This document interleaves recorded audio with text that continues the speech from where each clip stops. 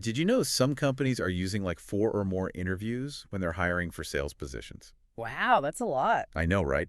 Huh. But finding the right sales talent is like the key to success, right? All the sales experts agree.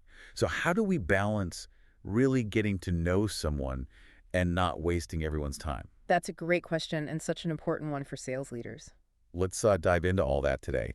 So you shared some research on just that, this article about how many interviews you really need to find the best salespeople. Yeah, it's a great piece by Wynne Nathan Davis, who writes a ton about recruitment.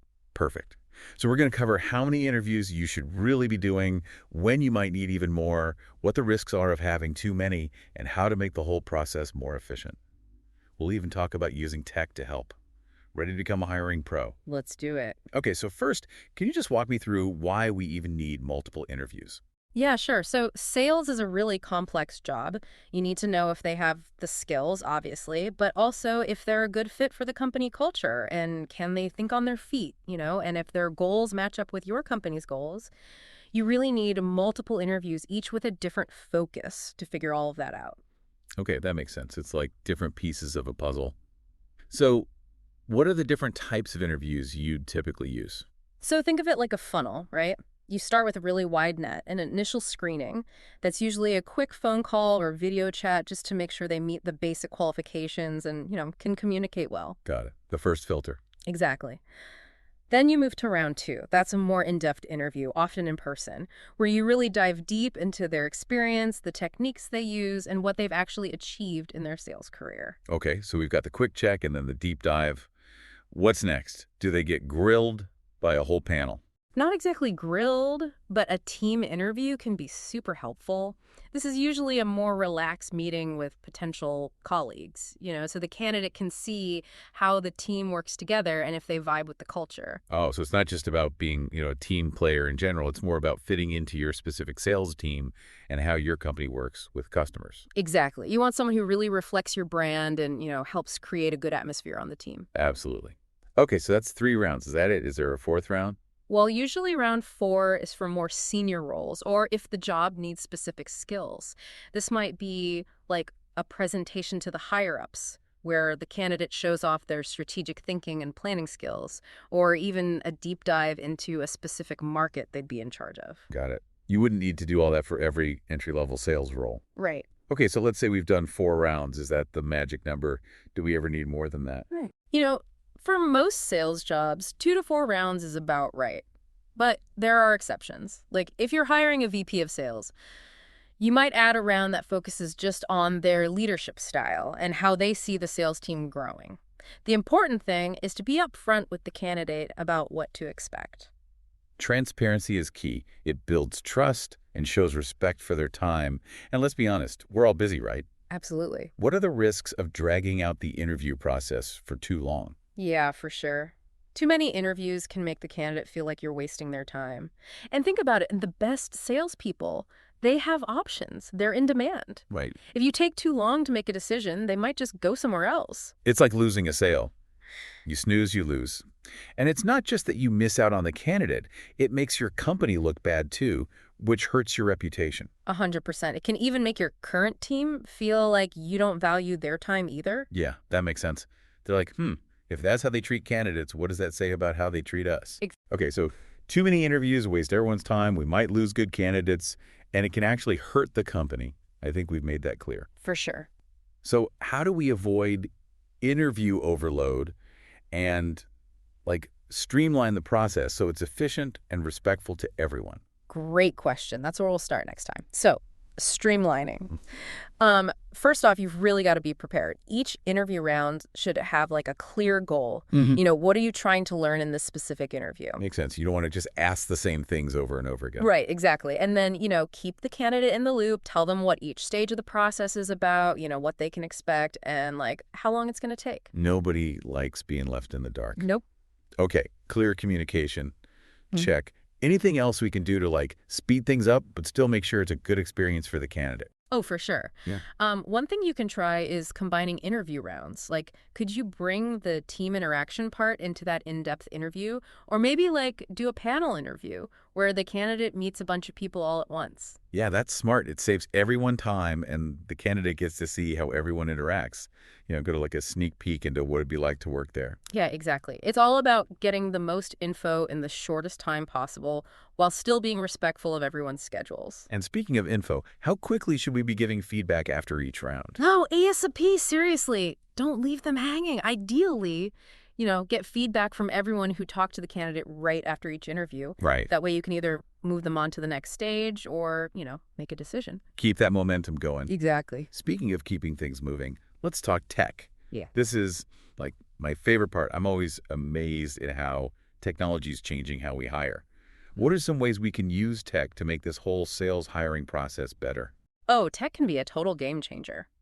We can talk about a few key areas. First, there are sales assessments and simulations. Okay. These can actually give you data on how a candidate might perform. It's way more than just what's on their resume or what they tell you in an interview. Whoa. So instead of just going with your gut, we can actually see what they can do. Exactly. Tell me more about these assessments. What are they like? Well, there are all kinds, depending on what you want to measure. Some test product knowledge, others are about like negotiation or closing skills. Some platforms even use AI to analyze the candidate's answers and actually predict if they'll be successful in sales. Wait, AI can predict that. Okay, that is officially next level. How does that even work? It sounds crazy futuristic, but it's real. The AI looks at things like how they use language, their communication style, even like facial expressions during video interviews. It can tell you a lot about their personality and if it matches up with, what usually makes a good salesperson. So we could, like, find the rock stars early on and not waste time on people who aren't a good fit. Right. That is amazing. Okay, so AI-powered assessments, that's one tool. What else is out there? Well, don't forget about just general recruitment tech. There are platforms that handle scheduling, send out messages automatically, get feedback from interviewers, and keep all the candidate info organized. It frees up your time to actually, connect with the candidates and make good decisions. It's like having your own personal hiring assistant. Okay, so we've got assessments, recruitment tech, anything else in the tech world we should know about? Oh, yeah, there's tons. Some platforms have virtual reality sales simulations. You can actually see how a candidate handles real-life sales situations, but it's all virtual. Whoa. So you can see how they handle a tough client or a tricky objection before they even step foot in the office. Exactly. Okay, my mind is blown. So yeah, technology is definitely changing the game for, the sales experts out there. But we can't get so caught up in all the fancy tech that we forget about, the human side of things, right? Yeah. Oh, for sure. Technology is an amazing tool, but it can't replace good old-fashioned human judgment. So how do we balance that? How do we use tech to make things better without, losing that personal connection? Well, you always have to keep the candidate in mind, make sure it's a good experience for them. It's about using tech to help us, but remembering that we're also showcasing what our company's all about. Right. You're not just checking them out, they're checking you out too. Exactly. Okay, I like that. So tech helps us be more efficient, but it's still about those real human connections. Speaking of which, we should probably talk about something people don't always think about, the cost of making a bad hire. Oh, yeah, that's huge. It's not just the time and money you spend on recruiting and training. A bad hire can mess up the whole team dynamic, hurt your relationships with clients, even impact your bottom line, especially in sales where, performance is money. A bad hire can really cost you. Yeah, I've definitely seen that firsthand, how one bad hire can bring everyone down and, create this, negative vibe that spreads everywhere. It's like a virus, right? Totally. And we can't forget about the lost sales and the damage to your reputation. For sure. You can't afford to make those mistakes, especially these days. Okay, so how do we avoid those costly mistakes? How do we make sure we're hiring the right people from the start? It all comes back to what we've been talking about, having a really thorough interview process, get as much info as you can, use different techniques, and go with your gut. Yeah, and don't forget about tech. Those assessments can really help you see the data behind your decisions. Absolutely. But even with all the tools and the best process, hiring is still a bit of an art, isn't it? Oh, yeah, for sure. That's where the human part comes in. You've got to read between the lines, pay attention to those little cues, and trust your instincts. Totally. Because even with all the data in the world, sometimes it's just that gut feeling that tells you if this person is the right fit. And speaking of fit, we haven't really talked about cultural fit yet. Ah, yes.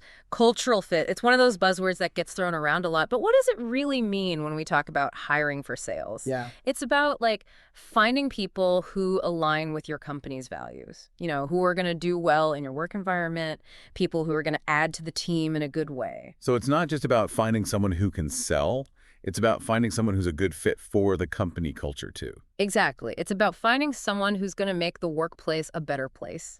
And that can be tough to figure out in just a few interviews. You Yeah. got to be really observant, ask the right questions, and be willing to look beyond just, the surface. So how do we get past the surface and really understand if someone's a good cultural fit? Well, that's where the art of interviewing comes in. You've got to ask open-ended questions, really listen to what they're saying, and pay attention to their body language. You want them to feel comfortable enough to, show you who they really are, what they care about, and what they want to achieve. Oh, I like that. Make it a space where they can be themselves. It's not just a test, it's a conversation. Yeah. You know what I've found to be helpful? Those behavioral interview questions, they can really tell you about someone's cultural fit. Oh, yeah. Tell me about that. What kind of questions have worked for you? Well, instead of asking a hypothetical question like, how would you handle a difficult customer, you ask them to tell you about a real experience they've had. Okay. Something like, tell me about a time you had to deal with a really tough customer. What was the situation? What did you do? And how did it turn out? Oh, that's a good one. When they tell you about a real experience, you get to see how they actually think, how they solve problems, and how they handle pressure. Exactly. You Yeah. get to see their values and how they actually treat customers. You learn a lot about them just by listening to their story. Totally. Those behavioral questions can really help you see things that you wouldn't get from just a resume or the typical interview questions. Okay, so as we wrap up this part of our deep dive, any key takeaways about cultural fit for our listeners? What should they be paying attention to? The main thing is to be really intentional about it. You can't just assume you'll figure out cultural fit by accident. Ask specific questions, watch how they act, and trust your gut. Yeah, it's about being deliberate, and looking for those little hints that tell you if this person's really a good fit for your team and the company culture. And remember, cultural fit is a two-way street, right? It's not just about the candidate fitting in with your culture. It's also about building a culture that attracts and keeps great people. That's a great point. It's about making your company a place where people actually want to work. And that's something we can talk more about in the next part of our deep dive. All right, so we're back for the final part of our deep dive into building, that sales dream team. We've talked about making the interview process smoother, using tech to help us, and figuring out cultural fit. Now, let's zoom out and look at the big picture.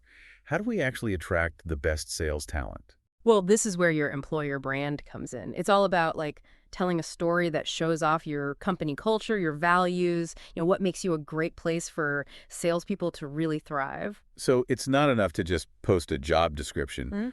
We need to be actively promoting our company to the top sales talent. Exactly. You've got to remember, great salespeople, they're ambitious, they're driven, and they want to be part of a winning team, a company that's on the move.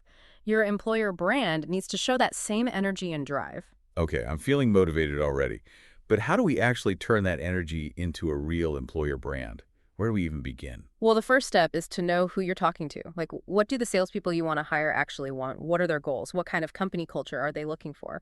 Once you have a good idea of your ideal salesperson, you can start creating a brand message that, speaks to them. So we need to tailor our message to the specific kind of sales talent we're trying to attract. It's not like a one-size-fits-all thing. Right. You wouldn't use the same sales pitch for every customer, right? Yeah. Same thing with your employer brand. Talk their language, Highlight what they care about. Okay, that makes a lot of sense. So let's say we've crafted this awesome brand message. How do we get it out there? Where do we share it to reach those top performers? That's where recruitment marketing comes in. Think about where your ideal candidates hang out. LinkedIn, industry events, online forums, even podcasts like this one. Nice. So we need to go to them, not just wish for them to find us. Exactly. You've got to be proactive. Engage with them. Tell your story. Build relationships. Content marketing is huge here. Write articles, make videos, post on social media, things that show off your company culture and what it's like to work there. So don't just tell them you're a great place to work. Show them. Let them see what it's really like. Exactly. And you know what else works? Testimonials from your current salespeople. Let your rock stars share their experiences. Oh, that's a good idea. It's like proof that you're a great company to work for. Speaking of proof, how do we know if it's working? How do we measure the success of all this employer branding stuff? Data.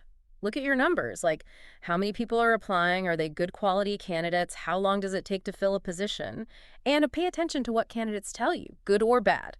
Use that to, keep making things better. So it's not like we just set it up and forget about it. We have to keep tweaking it, adapt to the market, and always be improving. Yep, that's it. Building a strong employer brand, it takes work, but it's worth it in the long run. You're building a foundation for a really high-performing sales team that drives your sales success. Totally. Before we wrap up, I want to go back to something you said earlier about what motivates candidates. It's not just about finding someone who can sell. It's about finding someone who's passionate, really driven, and a good fit for your culture. Oh, absolutely. Skills and experience are important, but it's that underlying motivation, that fire in their belly, that makes someone a truly exceptional salesperson. So how do we find that in an interview? It's got to be more than just asking, why do you want to work here? Yeah, definitely. You got to ask the right questions, but also really listen. It's about reading between the lines, paying attention to their body language and getting a sense of their energy. Can you give me an example of a question that, digs deeper into their motivation? So instead of, what are your strengths? Try something like, tell me about a time you had a huge challenge in your sales career, something that really tested you. What kept you going? What did you learn from that experience? Oh, I love that. You're not just asking what they did, you're asking why they did it. You're figuring out what drives them, their resilience, what makes them tick. Exactly. And don't forget to ask about their long-term goals. What do they see themselves achieving in sales? How does this job fit into their bigger picture? These questions tell you a lot about their ambition and how much they want to grow, and if they're on the same page as your company. It's about finding those people who aren't just looking for any job. They're looking for the right place to grow and learn and build a career. Absolutely. And when you find those people, those superstars who have the talent and the drive, you nurture them, you invest in them, and you watch them take off. That's a great way to put it. Building a winning sales team, it's a journey. It takes time, it takes effort, and it takes being willing to change and adapt as you go. And like we talked about today, it's about finding that balance, being thorough but respectful of everyone's time, using technology to help you but keeping that human connection. And most importantly, it's about finding those salespeople who not only have the skills, but also the passion, the drive, and the right fit for your company. So for everyone out there who's hiring salespeople, remember what we talked about. Keep those interviews efficient, make your company a place people want to work at, and always be on the lookout for those superstars who will take your sales to the next level. Happy hiring! And happy selling.